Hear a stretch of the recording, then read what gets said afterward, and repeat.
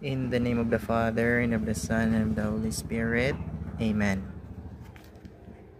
Hail Mary, full of grace, the Lord is with thee. Blessed are you among women, and blessed is the fruit of thy womb, Jesus. Holy Mary, Mother of God, pray for us sinners, now and at the hour of our death. Amen. Mary, seat of wisdom, pray for us. Maayong morning sa tanan. This is Kuya Nico na naman. Guys, another day, another sharing na punta. For today's video, gusto mag-share si Kuya Nico about what we call this. In the Catholic Church, there is what we call a prayer.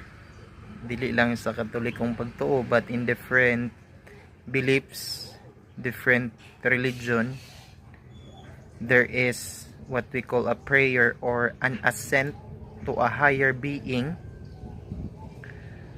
to a being that is outside of ourselves. We acknowledge someone, something, an energy, a principle, or a divine person that is higher than us. Therefore, the very act of prayer, according to the Catechism of the Catholic Church, it's lifting of one's mind, heart, body, strength into the Lord. Lifting of one's mind and heart into God. For me, prayer is a struggle for everyone. Even sa Bible, no?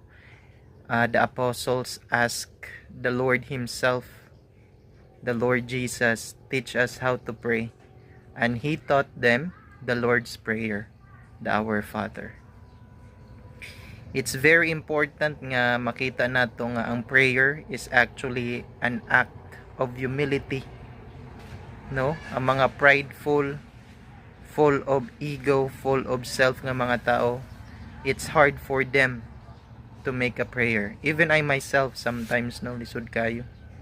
Kaya nga naman again, prayer is an act of humility, knowing that there is someone higher than you, that you are speaking, you are asking some help, intercession. What else? Asking for forgiveness, asking for thanksgiving. So I do believe it's very important nga from time to time speak to